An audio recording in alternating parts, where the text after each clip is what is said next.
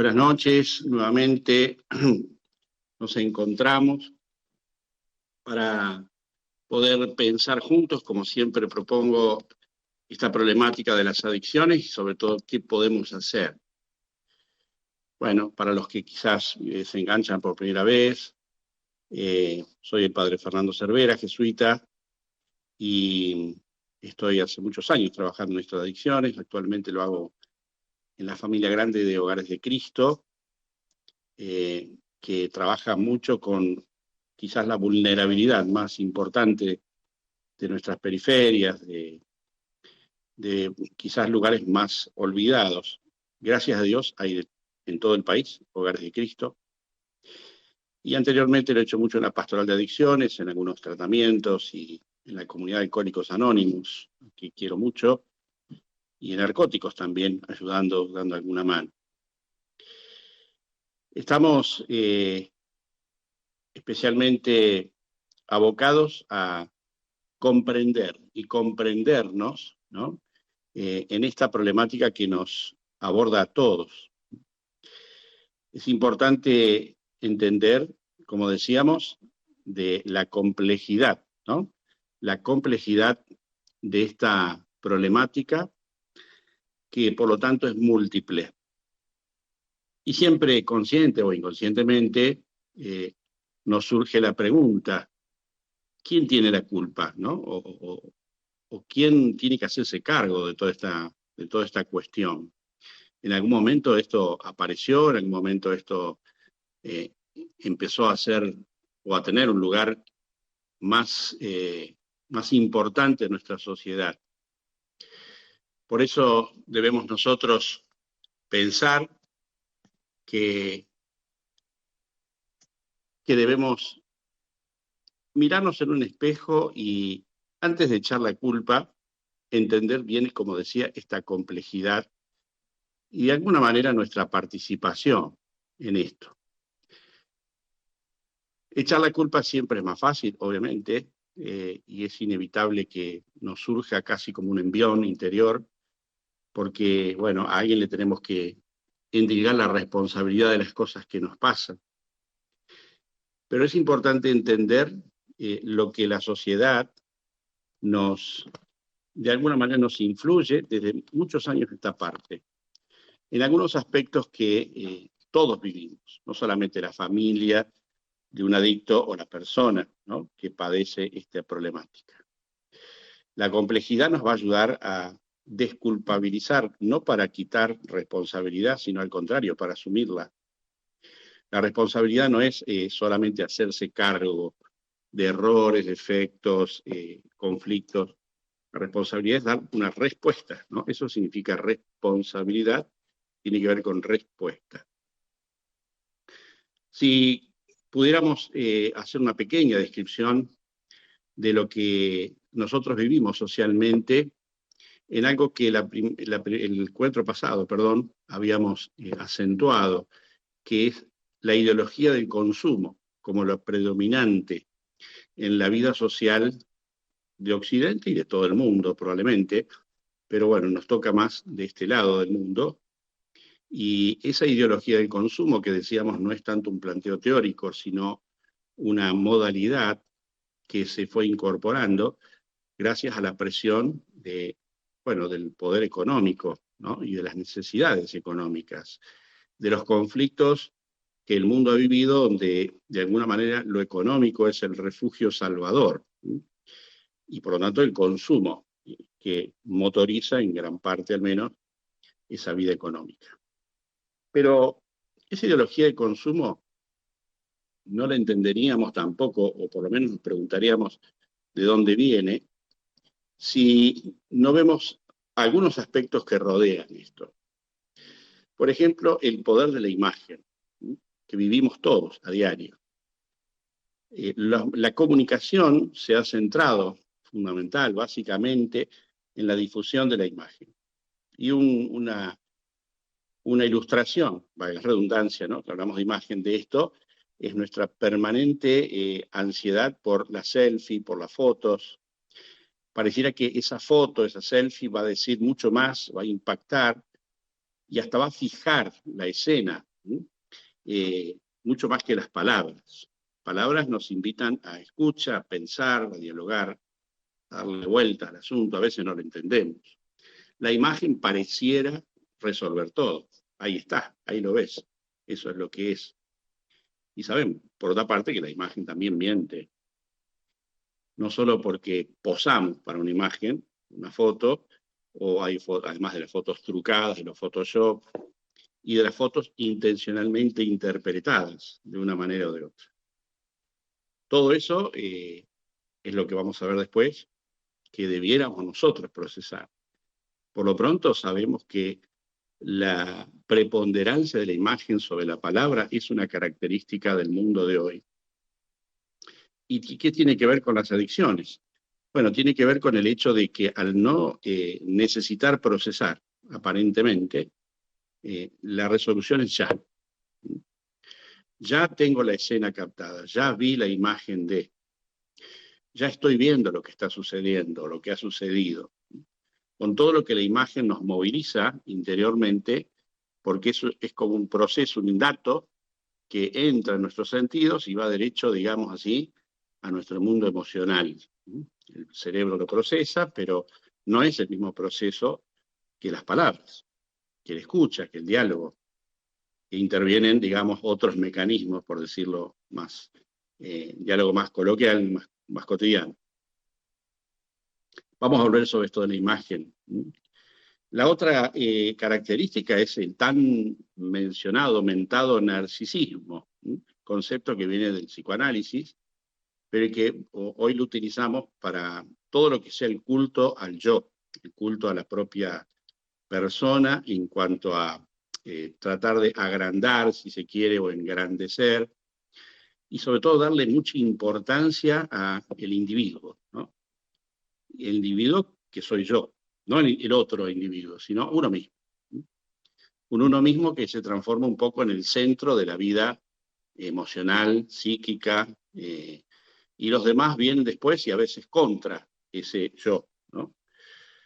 Este narcisismo que pretende de distintas maneras resaltar aspectos que por lo general tienen que ver más con una fachada exterior, aspectos estéticos, aspectos, bueno, por eso de la mano de la moda, obviamente, aspectos que tengan que ver con el autoconocimiento, autocuidado, autosatisfacción de distintas formas. Todas cosas reales, ¿no? Que no es que no existimos sin ellas, para nada. Las necesitamos de alguna manera, en alguna medida. La pantalla y la imagen, dicho sea de paso, es la que nos ayuda a fomentar, es como un espejo virtual imaginario donde, bueno, ahí encontramos a las cosas que nos satisfacen, no tenemos el esfuerzo de encontrarnos con otros, no necesitamos el esfuerzo de buscar, de investigar, de probar, todo está ahí en ese mundo de la pantalla. Lo pongo como un ejemplo ahora que después va a merecer también quizás algún programa, algún encuentro más nuestro. El narcisismo, además, tiene, como decía o sugería, la dificultad del encuentro, la comprensión, la empatía y el poder dejarse abordar en un vínculo con otros. Paradójicamente, nacemos de otros con otros y gracias a otros. Y en el mejor de los casos, que ojalá creo que es la mayoría, con enorme esfuerzo de los otros para que estemos bien, para que crezcamos, para existir y aprender todo lo que la vida lo que necesitamos para la vida. No hay ninguna otra especie en la naturaleza, en la creación, que necesite tanto de los otros como nosotros mismos. Y sin embargo tenemos este fuerte núcleo, ¿no? Por un lado básico, fundamental, que es este narcisismo, este poder amarnos a nosotros mismos y a la vez despreciar todo lo que afecte ese sentimiento hacia nosotros mismos según como cada uno lo va viviendo y lo va armando. El narcisismo es algo que, vuelvo a repetir, en un concepto más cultural que psicológico en sí, está muy promovido en esta cultura del consumo, porque Si lo importante es que yo esté bien, que yo me satisfaga, que yo me encuentre de tal o cual forma, bueno, esto favorece mucho más todo tipo de productos, no solamente materiales o de consumo físico, digamos, sino también culturales, intelectuales, que fomenten, afiancen esta característica. La confusión, sin duda, que produce esta falta de procesos, ¿no?, del diálogo, del lenguaje, del pensamiento, del encuentro con los otros. La confusión favorece la necesidad de calmar la ansiedad. A mayor confusión, a veces mayor angustia o ansiedad hacia el futuro, y nos hace entonces saltar procesos. Por eso también a veces lo pongo en un ejemplo quizás, no sé si vulgar, pero por lo menos un ejemplo cotidiano pequeño. No hay modas exclusivas, digamos así, de niños, adultos y mayores de edad, ya de la tercera edad, ¿no? Sino que la ropa es la misma, casi de bebés ya están los mismos modelos. No hay una diferenciación, ¿no? No hay una jerarquización, no en un sentido de poder y de superioridad, sino de diferenciación, de edades, modos. Todos estamos como empujados a consumir productos que vulgarizan en un sentido de que igualan solo para el consumo y no miden las diferencias, también de edades que son importantes. Curiosamente, o no tan curiosamente, de la mano de esto, vemos como aquí hay una sociedad que desprecia la vejez, desprecia la tercera edad, cada vez más soledad, más carencias económicas, más dificultad para sostener esta tercera edad, a la cual pareciera ser hasta riesgoso llegar, ¿no? Y la cual es inevitable. En vez de ver la vejez como una etapa de maduración, de paz, de sabiduría quizás, de disfrutar de otras cosas de la vida que antes no se pudieron tanto, pareciera que fue una desgracia. Esta eternización de la juventud, y más que de la juventud, incluso de la adolescencia, es otra característica de este mundo que vivimos que provoca más angustia y ansiedad. Tanto para un adolescente que pronto debe eternizarse su etapa y no ver un futuro atractivo de proyecto de adulto, como para el adulto que no se anima a envejecer y se refugia en actitudes adolescentes. Nos identificamos con los adolescentes, queremos ser un poco como ellos, conservar esa vitalidad biológica, ese atrevimiento, esta supuesta espontaneidad. En realidad el adolescente muchas veces simula, ¿no?, actitudes como una defensa.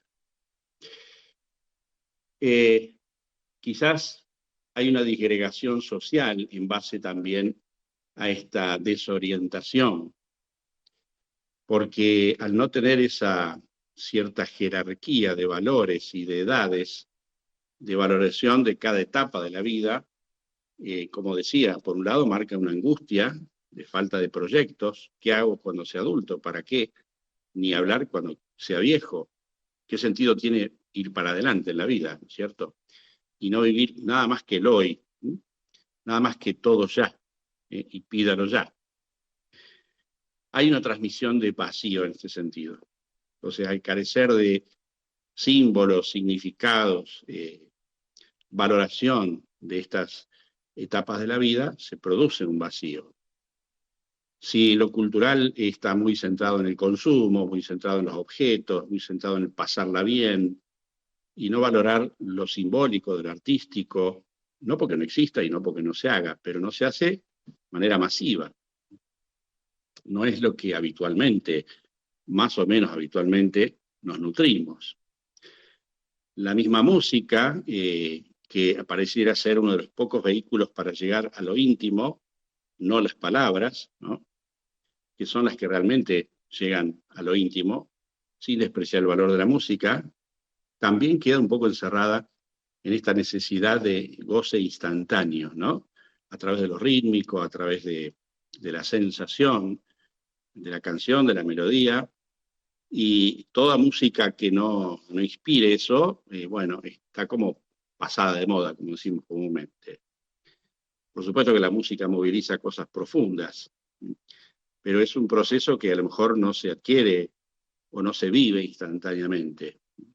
No todo va por el ritmo, no todo va por el impacto de una linda voz o de una letra impactante o melosa, sino de un proceso estético que exige tiempo, trabajo, así como apreciar otras obras artísticas. Todo esto que estamos expresando, tanto en lo que aparentemente ha disminuido como aquello que está más resaltado, siempre existió. Pero evidentemente que desde una parte de la historia en adelante esto se ha invertido y se ha resaltado. Esto que yo estoy intentando describir de esta manera, que por supuesto no es la Biblia, ¿no? Sino una manera de entender y de comprender lo que el mundo sociocultural hoy nos ofrece. Hay también sobreinformación.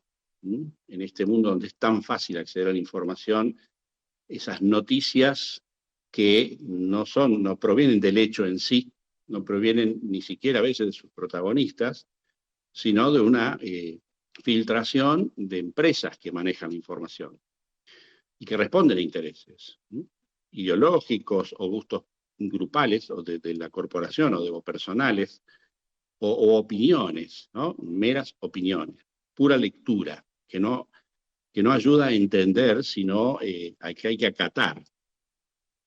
Esta sobreinformación, que además se difunde en las redes, internet, de todo tipo, sin ningún tipo de jerarquización de calidad. ¿Qué es mera opinión? ¿Qué es una fake news? ¿Qué es realmente información? ¿Y qué es una lectura de la información? Todo eso, ese trabajo en la pantalla no se adquiere. Y esto provoca mucha ansiedad. Provoca mucha ansiedad, provoca una fantasía de estar abordado y desbordado por lo que sucede, cuando en realidad nos estamos llenando de tóxicos, como con toda justicia el lenguaje popular lo dice, ¿no? Vínculos tóxicos, información tóxica. Lo que yo no puedo manejar porque es tétrico, porque es horror, porque es morboso, moviliza cosas muy primarias en mí, en nosotros, emociones que nos desbordan, no sabemos por qué, pero curiosamente a veces nos entretienen. Y esto fomenta un vacío de la interioridad, fomenta una falta de procesar interiormente, de darle un justo lugar a cada cosa, aún lo horroroso, aún lo terrorífico, aún lo increíblemente monstruoso que los seres humanos hacemos. Necesitamos procesarlo y para eso necesitamos elementos, ¿no? Culturales, que lo da la educación, por supuesto, pero nace también en casa. Todo esto que estamos hablando, de alguna manera en casa, es donde se dan ya herramientas para vivirlo al ritmo propio, al ritmo humano, no al que se impone de afuera, desde la tecnología, de los medios, de la publicidad, sino al que verdaderamente nos humaniza. Encontrarnos, escucharnos, procesar juntos lo que vemos, entender elementos y criticar elementos que se nos difunden, que se nos transmiten, acceder realmente a lo que podemos procesar y no meternos en lo que no podemos procesar. Así como ustedes, la mayoría, muchos habrá que quizás todo lo contrario de lo que voy a decir, ¿no? Pero uno se encuentra con unas fórmulas matemáticas, por ejemplo, y no sabe nada de matemáticas, o muy poco, bueno, se hace indigerible leer eso, o leer un idioma que uno no conoce. Entonces eso aburre, atasca. Si nos obligaran a hacer eso, fuera lo único que tuviéramos que leer, sería tremendo. Nos obligan, nos presionan a digerir un montón de información que, si bien no es incomprensible como otro idioma o como una fórmula desconocida de la matemática, para las emociones es desconocido. Entonces yo tengo que procesar cosas horrorosas que nos transmiten los medios o las redes, y no tengo las herramientas emocionales para hacerlo. El más claro caso es el del bullying y todas las agresiones que a través de las redes, chicos y grandes, ¿no?, se transmiten. esta impunidad de agresión es muy difícil procesarla. Entonces, ¿dónde va a parar esa agresión emocional? Va a parar a un vacío donde da vueltas, por decirlo así, como un perro furioso adentro, y por algún lado se va a tener que descargar o aplacar. Va a ser uno de los lugares de la adicción, o de las prácticas o conductas adictivas, y de otras también, por supuesto. La violencia, donde aparentemente se nos quiere mostrar lo real, y es lo real inaccesible. Yo no puedo manejar esa violencia de afuera, no puedo manejar lo que hace el otro, y que de pronto entra en nuestras vidas a través de la imagen. Por eso hablábamos mucho de la importancia de la imagen y quizás de la intensidad con que estas cosas se nos transmiten. Todo esto, ¿quién puede procesarlo? Y esto que no se puede procesar favorece los riesgos de buscar calmantes, estimulantes en todo caso, para otro tipo de emocionalidad que se nos moviliza. Todo esto se nos hace muy difícil de procesar y buscaremos evasiones, como pueden ser las pantallas, o las búsquedas clandestinas de un mundo irreal, un mundo imaginario, donde nadie nos moleste, ¿no? Donde nadie nos ahogue. Hay que entender, antes de ir a una pausa y poder escuchar y pensar un poco, que es común encontrar en las vidas de los que están afectados por esta problemática adictiva un sentimiento profundo de no sirvo para este mundo, es demasiado para mí, porque soy muy sensible, porque me encuentro muy inútil, porque me siento muy, como decimos comúnmente, baja autoestima, aunque es un poco más que eso. O yo soy, el mundo puede ser muy interesante, muy atractivo, muy intenso, muy feroz, y yo no tengo esos recursos, no sirvo para eso. Esta autoimagen, valga otra vez el tema de la imagen, es muy común encontrarla en la vida de las personas que padecen. Y evidentemente, como ustedes estarán pensando, nuestro rol familiar y educativo es muy importante para poder ayudar a filtrar, procesar, contener, sostener.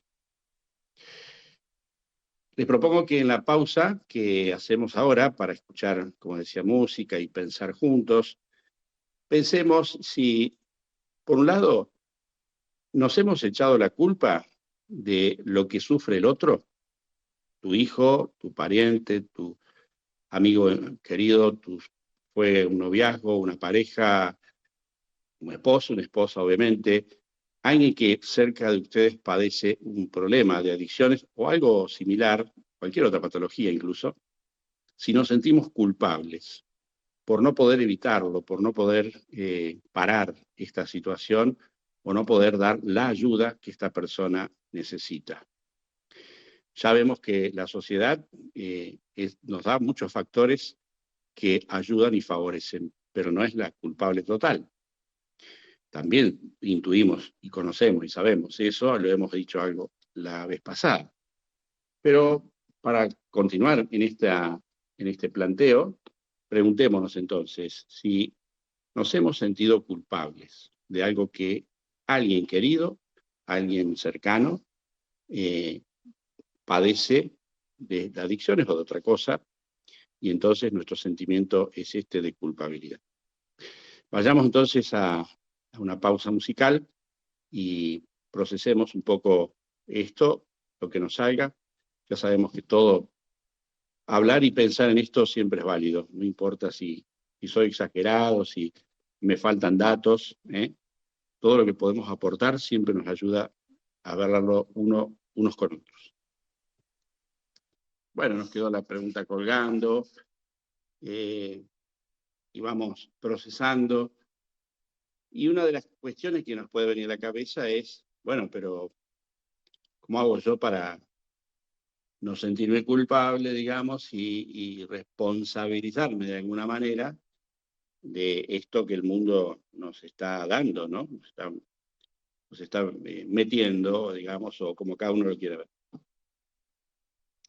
Responder, decía yo, tiene que ver con el verdadero significado de la palabra responsabilidad.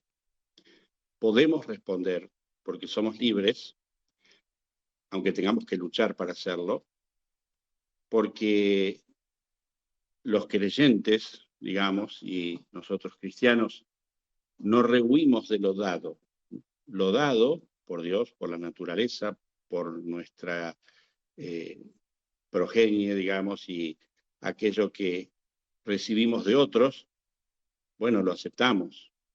Constituimos nuestra identidad con todo eso y peleamos nuestra existencia y nuestro proyecto de vida con esa realidad. Lo dado es parte de, no es una tragedia. No es algo que tenemos que barajar, destruirlo para empezar de cero.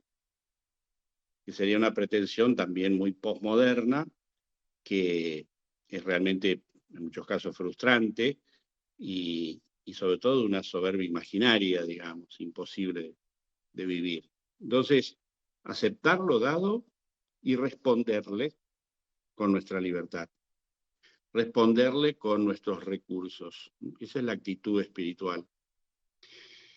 Si nosotros tenemos, cada uno de nosotros adultos, tenemos un sentido de vida, tenemos confianza en nosotros mismos y en algo que nos trasciende, porque lo dado lo hemos recibido de algún lado, por lo pronto de personas, por lo pronto de la naturaleza y evidentemente, a fin de cuentas, de Dios para los otros creyentes. Entonces, estamos invitados a una confianza que nos hace más libres, nos hace menos dependientes de todo eso. Esa es nuestra responsabilidad. Y que el que no es creyente también tiene esa responsabilidad, esa posibilidad de responder. Es decir, también vive lo dado, lo llamará de otra manera, no será un don, quizás lo viven como una carga o como algo inevitable, pero que también tienen que aceptarlo. Es la lucha y es digamos, parte de las etapas que tenemos que vivir, es poder aceptarnos a nosotros mismos con lo que vivimos y tenemos y traemos de otros. Entonces, la responsabilidad, es decir, la posibilidad de respuesta, tiene que ser para nosotros una impronta que no solo no tenemos que claudicar, sino que además es fundamental para ver que todas estas problemáticas, adicciones y otras más, nunca nos van a ganar, nunca van a superar al ser humano, nunca van a ser más que él, más allá de que los resultados de las vivencias de todos estos problemas son realmente, bueno, como decíamos antes, muchas veces trágicos. Por lo pronto tenemos la capacidad de no aceptar todo lo que nos viene de afuera, no de lo dado, digamos, inevitable, o de lo dado heredado, si se quiere, sino de lo que pretende imponerse. Si lo hacemos de manera abrupta, si lo hacemos de manera terminante, sabemos que hay grupos de seres humanos de distintos modos de pensar que viven como una brújula, ¿no? Lo hemos hablado otras veces, viven como encerrados en su manera de pensar, con total, a veces, incomunicación, entre otras cosas, con prohibición total, ¿no?, de acceso a redes y todo eso, y hasta la educación es brindada de forma críptica, digamos, no participando de un sistema bueno o malo, educativo, formal, que están todos, sino de algo que sea exclusivo de ese grupo.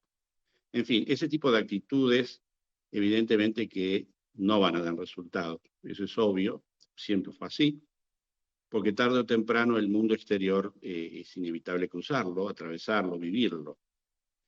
Y por lo tanto, cuanto más lo privo a los pequeños, a los adolescentes, de encontrarse con ese mundo, menos posibilidades les doy de desarrollar recursos, respuestas propias. Confiar en la libertad y la creatividad es importante. ¿Vivimos valores distintos? No, vivimos mismos valores, pero con distintas jerarquías. Por eso hablábamos de la jerarquía. Es decir, ¿qué prioridad o qué valores prioritarios sentimos en nuestra casa vivir? ¿Y qué transmitimos con eso? Transmitimos que es necesario sostener valores y dar prioridad a valores. Eso es lo que un niño, un joven aprenden. Por ahí no siguen exactamente los mismos valores que nosotros. Y tienen que responder a realidades diferentes. No es lo mismo educarse en la década de 60, 70, 80, 90 y en este siglo XXI. Pero sí pueden aprender de nosotros jerarquizar valores. ¿Qué es lo prioritario? Según lo que elegís, según lo que proyectás, según lo que amás.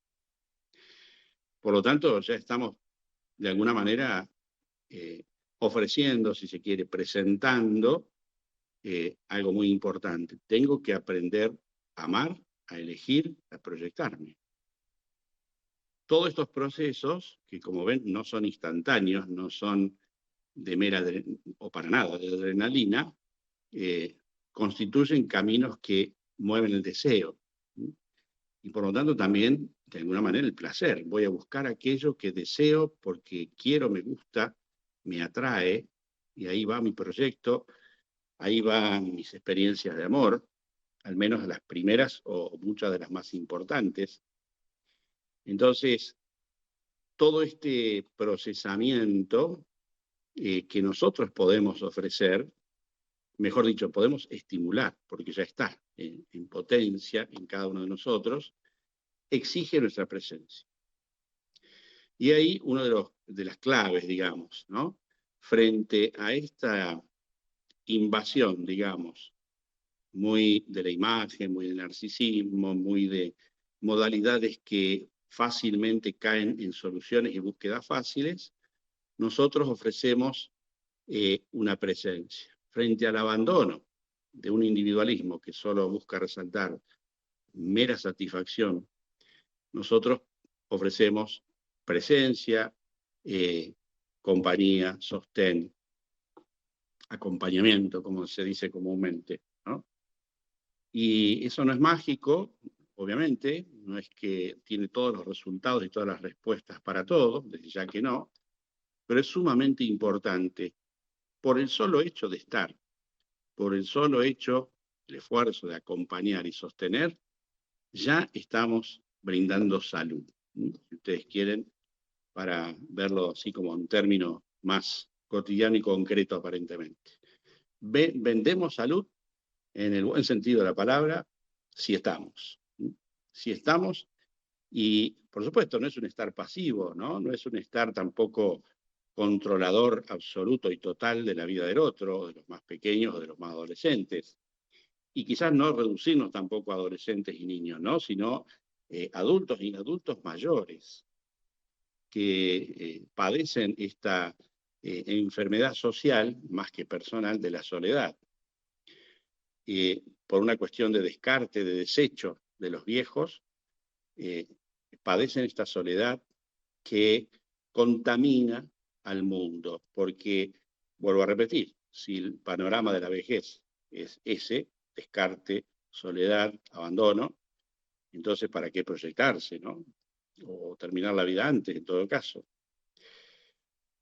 Es así que este apagamiento que provoca este abandono social de lo vincular, de la importancia de los otros, tiene que ser, por el contrario, en lo opuesto, nuestra estrategia, como se dice hoy comúnmente. Tenemos que estar presentes. No podemos hacer mucho, es cierto, pero la presencia es muy importante. ¿Qué puede aportar esa presencia? Esa presencia puede aportar no solamente el estar e invitar con ello a un diálogo, a una confrontación muchas veces, sino que además ayuda a una transición que elabora, que procesa, donde no todo es como parece o como te dicen las redes o como los medios, no todo es como dicen los demás, y si es como los demás, bueno, veámoslo, podemos opinar diferente y equivocarnos. Lo importante es que pensamos, dialogamos. Por eso digo, hay una transición, ¿sí? Una transición hacia, bueno, lo que cada uno tiene que ir encontrando, su modo, sus herramientas, sus recursos. La fortaleza interior no es solo una fortaleza decirle no a drogas o alcohol o violencia, lo que fuere, sino el tener recursos, elementos, herramientas para procesar, para digerir, porque hay realidades que son inevitables. Y hay situaciones de vida que son imposibles de evitar, y que yo las tengo que soportar. Pérdidas, dolor, fracasos. Si todo se tuviera que resolver por lo instantáneo, por el poder narcisista de uno mismo, si todo tiene que resolverse por la apariencia, bueno, estoy invitado al fracaso. Pero si tengo otros recursos, entonces puedo enfrentar estas cosas de otra manera y no acceder o no hacer caso a las propuestas facilongas de la sociedad consumista que además favorece o estimula el fracaso, como decía, la frustración, que es un gran incentivo a consumir. Sobre esto vamos a hablar cuando veamos un poco más de la infancia y de la adolescencia, pero desde ya tengamos claro que a mayor frustración social, por lo tanto también individual, mayor estímulo al consumo. Pero no solamente de sustancias o fármacos, alcohol, etcétera, sino de todo tipo de consumo que de alguna manera se ubica en una conducta adictiva. Cambio el celular y todo va a estar mejor, cambio el auto, todo va a estar mejor, un viaje y todo todo va a tomar otro rumbo. En fin, miles de ofertas de cosas que no tienen ese objetivo, pero que imaginariamente en la ideología del consumo, la religión del consumo, ocupan ese lugar mágico. Por otra parte, la transición también nos obliga a una transmisión. Transmitir lo que nosotros vivimos. De esto también vamos a volver, ¿no? Transmitir lo que nos sirvió. Ustedes dirán, bueno, pero era otra época. Y yo insisto muchas veces en eso, ¿no? Lo que vivimos en otra época eran otras situaciones, incluso otra jerarquía de valores, otras prioridades. Entonces hoy quizás suenen a hueco o suenen a vejestud, como decimos comúnmente, ¿no? A esa vejez de los valores que no es tal. Pero sí que el hecho de poder transmitirlos también transmite la necesidad de jerarquizar. Para nosotros era importante esto, luché, trabajé para lograr esto, nuestros padres lucharon para el trabajo. No es la misma lucha, pero lucharon. Y eso es lo que se transmite. Transmitir experiencias, transmitir situaciones que de alguna manera se acercan a la del otro, lo que llamamos comúnmente simpatía. Empatía es yo te entiendo, siento con vos, percibo lo que vos te está pasando, por eso te escucho y te doy palabras que te invitan a abrirte, quizá en el mejor de los casos. Y la simpatía es decir, yo viví algo que te va a servir. Y es muy similar a lo que te pasa a vos. En esto va la comprensión propia de la misericordia, por dicho sea de paso, pero otros la llamarán de otra manera. Este poder transmitir, ¿no?, experiencias, modos de procesar, modos de trabajar, modos de pensar, modos de hacer las cosas, favorece que aquel que escucha, el que comparte, el que dialoga, tenga entonces un elemento más, un elemento más para elaborar sus propios desafíos y no sentirse abandonado, no sentirse desamparado. Tu palabra, tu experiencia me acompaña, me ayuda. Tenemos, me parece, algunos mensajes o por lo menos algunas inquietudes. Vamos a ver si podemos tomarlas y poder dialogar en lo que ustedes van compartiendo. Hay alguien que dice, tengo adicción a la pornografía, lo peor son los ataques de ansiedad que me siento o que siento fuera de mi cuerpo y me deja un vacío espantoso, dice Andrés de Montevideo. Buenas noches, dice otro, yo no me siento culpable de lo que le pasa al otro porque entiendo que es una responsabilidad individual. A lo sumo, puedo responsabilizarme y acompañar, averiguar, informarme, prepararme, pero entiendo que mucho más que eso y la oración no puedo hacer. Bien, dos aportes distintos, interesantes. La adicción a la pornografía, a la que quizás no hemos hecho tanta mención, ha cobrado, no sé si ha cobrado importancia, ha cobrado cierta intensidad, porque a través de la tecnología es mucho más fácil acceder a ella. Y evidentemente que es muy difícil, muy distinto la vivencia de esto de un adulto, de un joven mayor, digamos, de un adolescente, y lamentablemente de niños que acceden a la pornografía.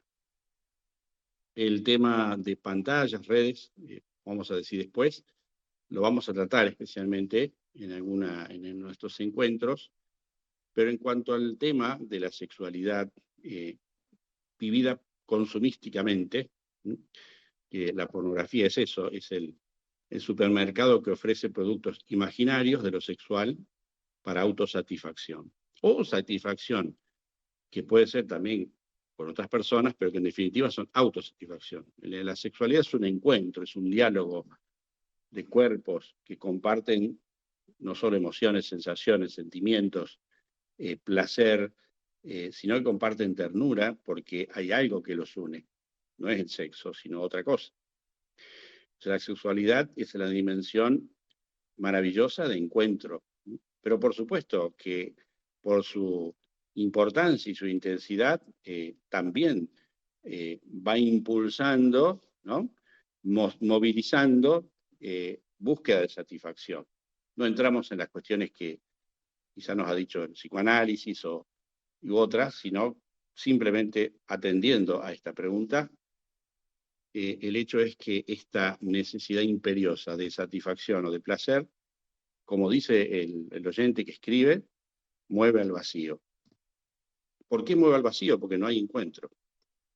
No hay encuentro, no hay procesamiento. Todo es una instantánea satisfacción, a veces ni siquiera con el autoerotismo más común que todos los seres humanos vivimos en alguna etapa de la vida, concretada o no, pero sí el impulso, el llamado a eso. Sino que aquí se da muy fácil y se da evidentemente muy accesible. Por lo tanto, la vivencia del vacío es que uno queda atrapado en esta búsqueda de satisfacción instantánea que responde a angustias. Angustias quizás tengan que ver con profundos miedos, quizás tengan que ver con vivencias negativas de lo sexual, de lo corporal, o simplemente, bueno, vivencias negativas que se descargan. A veces necesitamos ayuda para procesar esto.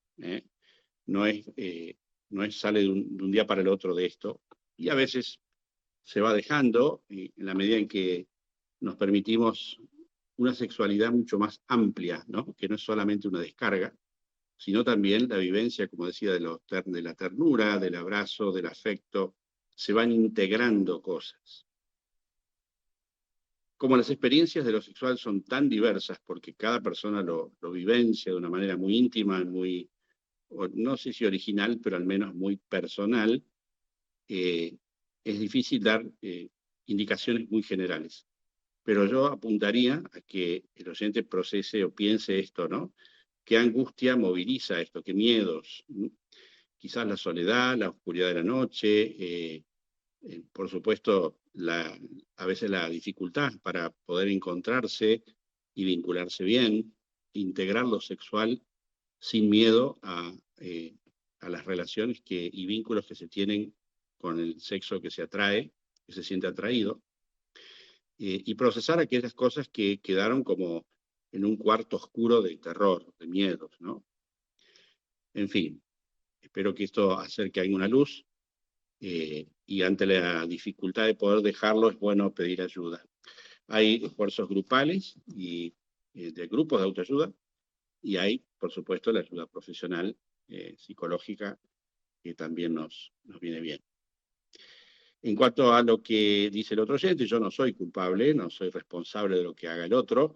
Sí puedo, ¿no es cierto?, responsabilizarme en acompañar, en averiguar. Bien, mucho de esto, informarme. mucho de esto nosotros lo vamos a tratar más adelante. Está muy bien lo que dice el oyente en cuanto que, obviamente, puedo nutrirme de toda esta problemática y no sé si va a llegar al otro. En ese sentido tiene toda la razón. Y mucho menos cambiar la cabeza al otro. Eso desde ya que no. Pero sí podemos tener un acompañamiento más cuerpo a cuerpo, si se quiere, más cercano, donde nuestro mundo emocional y nuestras experiencias, más allá de que no seamos adictos, por el modo en que tenemos ese vínculo con las personas que padecen, pueden ser una ayuda. Pueden ser una ayuda. Pueden ser una ayuda muy importante incluso. A veces no para que salga ya, estaríamos en la misma dinámica de consumo, ¿no? Salí ya de la droga, salí ya del alcohol, ¿no? Pero sí dar pasos, ¿no? Pasos muy importantes en la recuperación. Así que, complementando lo que dice nuestro oyente, en cuanto a prepararse, informarse, que todo es importante, no renunciar a el vínculo que se tenga con la persona en la medida en que sepamos cómo pararnos y cómo actuar frente, no a los hechos puntuales, sino a la actitud, o como mejor dicho, qué actitud tener frente a esta actitud eh, que sabemos hace sufrir a la persona. Yendo quizás a un último momento de este programa, de este encuentro de hoy, adelantamos dos cosas que vamos a tratar de seguir profundizando en esto, no ya a través de decir, bueno, ¿quién tiene la culpa? Entendemos que ya sabemos que podemos responder libremente, que no estamos atados a la influencia de lo social, y vamos a ver que tampoco estamos atados a las conflictivas o deficiencias de los vínculos familiares y los personales, ¿no? Psicológicos, espirituales. Siempre tenemos la posibilidad de responder con libertad y creatividad, pero tenemos necesidad de comprendernos más. ¿Qué procesos se dan para que esto suceda? Familiares y personales. Y por otro lado, vamos también, en otro encuentro más adelante, ver la problemática de las pantallas y de las redes. Lo vamos a ver más en la situación de los niños y adolescentes, que es donde más impacto negativo está teniendo, sin eludir el que tienen nosotros, sin eludir que nosotros adultos, más allá de que tuvimos probablemente otra infancia, sin pantallas no significa que no nos afecte, obviamente de manera muy diferente. Pero es importante encontrar caminos y entender qué es lo que nos pasa y les pasa a los chicos con todo esto. Pero previamente decíamos, trataremos de comprendernos nosotros, desde nuestra infancia, desde nuestra adolescencia y obviamente de aquellos con quienes compartimos la vida o nuestra tarea, por ejemplo, educativa. Hoy señalábamos la importancia de la familia y de la escuela o del sistema educativo o de la educación en general, porque son los únicos medios que tenemos, al menos en Occidente, para brindarle al ser humano, a la persona, recursos, herramientas, potenciar sus posibilidades, potenciar su creatividad y ayudar a realizar proyectos de vida. De manera muy diferente en la escuela que en casa.